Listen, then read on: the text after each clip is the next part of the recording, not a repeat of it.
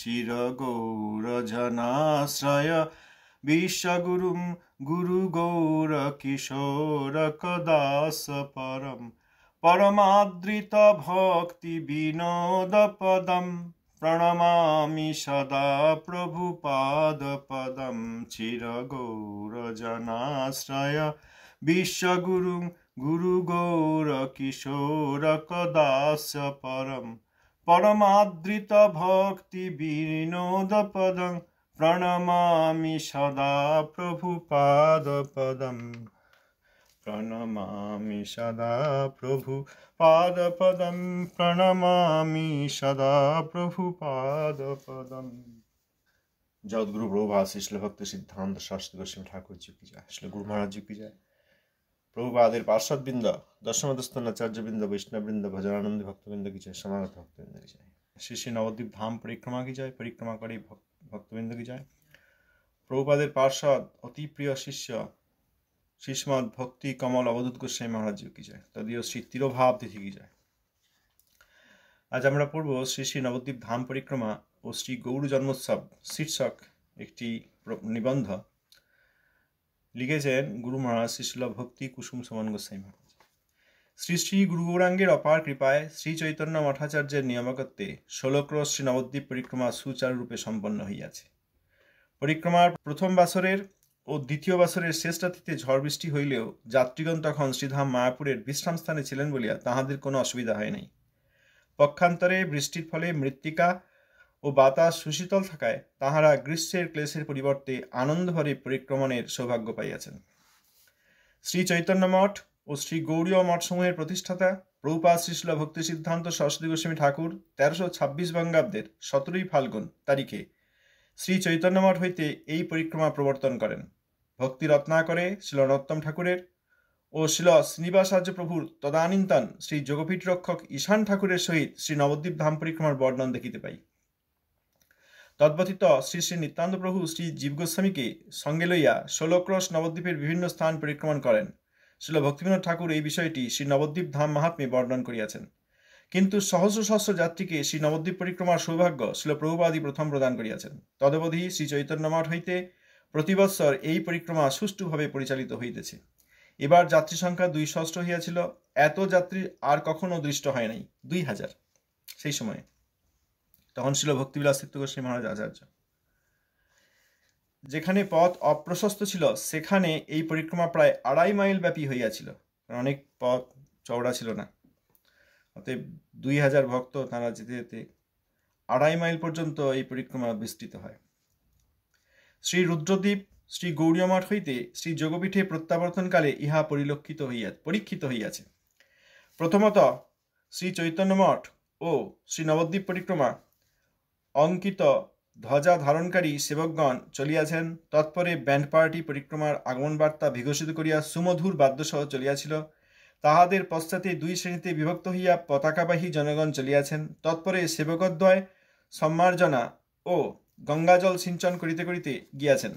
তৎপরে সিংহাসন পরিস্থিত শ্রী শ্রী গুরু গৌরাঙ্গ সহ শ্রী চৈতন্য মঠাচার্যপাদের শুভ বিজয় হইয়াছে, অর্থাৎ শ্রীল তীর্থ গোস্বামী মহারাজ।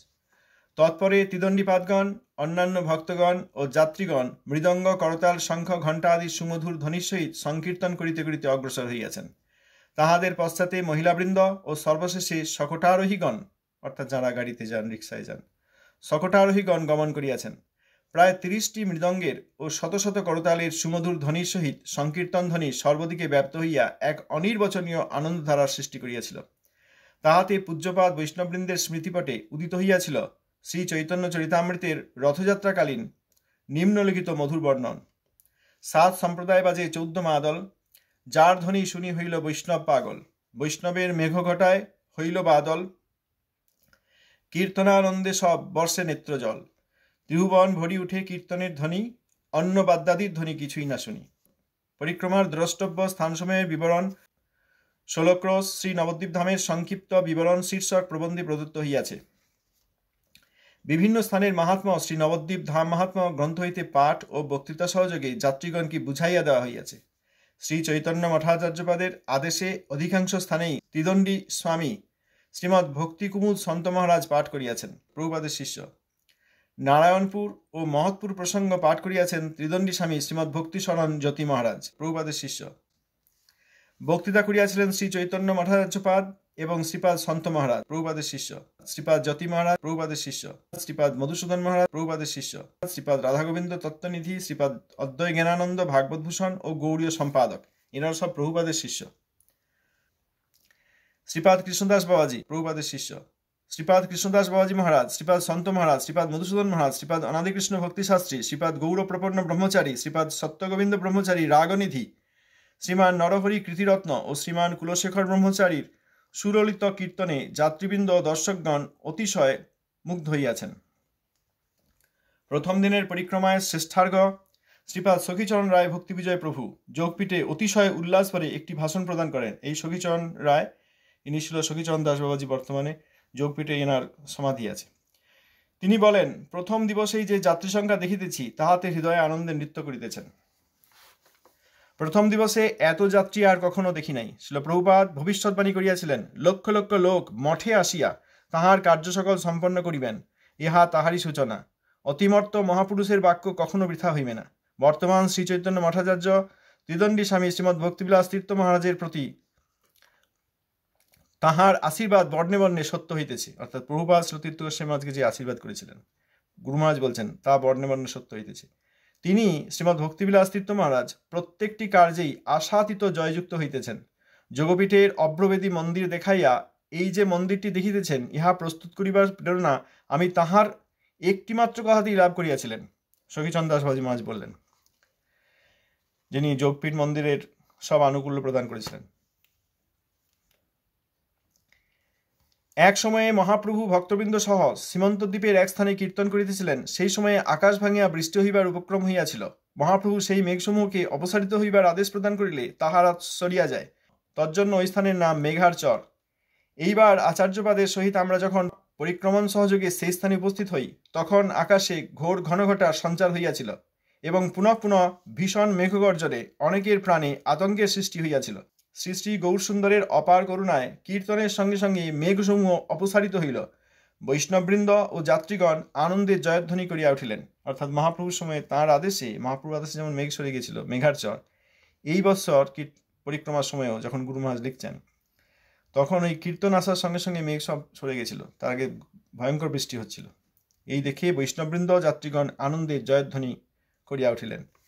এবার পরিক্রমণকালে সোনডাঙ্গার অধিবাসীগণ এবং বিল্ল পুষ্করিণীর পণ্ডিতমণ্ডলী শ্রী চৈতন্য মঠাচার্য পাদকে সম্বর্ধনার সুযোগ পাইয়া অতীব আনন্দিত হইয়াছিলেন। শ্রী নৃসিংহপল্লীতে ও চাপাহাটি শ্রী গৌরগদাধর মঠে আচার্যপাদের প্রাণস্পর্শী ভাষণে সত্যবৃন্দ অতিশয় মুগ্ধ হইয়াছিলেন। শ্রী নবদ্বীপ ধাম প্রচারিণী সভার উদ্যোগে শ্রীধাম মায়াপুরস্থ শ্রী যোগপীঠে দিবসত্রয় ব্যাপী শ্রী গৌর জন্ম মহামহোৎসব মহাসমারোহে সুসম্পন্ন হইয়াছে।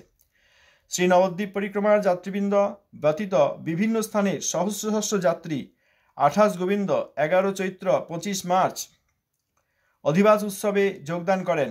29 গোবিন্দ, 12 চৈত্র, 26 মার্চ আবির্ভাব তিথি পূজা বাসরে শ্রী দোল পূর্ণিমায় এই মহাযোগপীঠ সমস্ত দিন ও রাত্রি গৌরবিহিত সংকীর্তনে মুখরিত ছিল এবং দিবারাত্রি শ্রী চৈতন্য ভাগবত পারায়ণ হইয়াছিল। মাইকের ব্যবস্থা থাকায় পরিক্রমাকালে ও গৌর জন্মোৎসবে যাত্রীবৃন্দের শ্রবণের কোনো প্রকার অসুবিধা হয় নাই। এতদ্ব্যতীত 27 গোবিন্দ চাপাহাটি শ্রী গৌরগদাধর মঠে এবং অধিবাসরে ও শ্রী গৌর জয়ন্তী বাসরে শ্রী যোগপীঠে যাত্রীবৃন্দের জন্য রাত্রিকালে পৌরাণিক যাত্রারও ব্যবস্থা হইয়াছিল।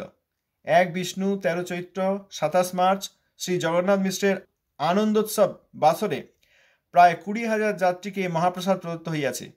শ্রী গৌর জন্মোৎসব বাসরে শ্রী যোগপীঠ প্রাঙ্গণে বেলা 3 ঘটিকায় কলিকাতা হাইকোর্টের মাননীয় বিচারপতি শ্রী প্রশান্ত বিহারী মুখোপাধ্যায় মহাশয়ের সভাপতিত্বে শ্রী নবদ্বীপ ধাম প্রচারিণী সভার 62তম বার্ষিক অধিবেশন হইয়াছে। বহু স্থানের পণ্ডিতমণ্ডলী ও শিক্ষিত জনগণ সভায় উপস্থিত ছিলেন। বিস্তৃত বিবরণ আগামী সংখ্যায় প্রদত্ত হইবে। এই হচ্ছে একবারে শ্রী নবদ্বীপ ধাম পরিক্রমা ও শ্রী গৌর জন্মোৎসবের একটি বিবরণ। যারা ছিলেন সব প্রভুপাদের শিষ্য, তারা কীর্তন করেছেন, পরিচালনা করেছেন, তারা ভাষণ দিয়েছেন,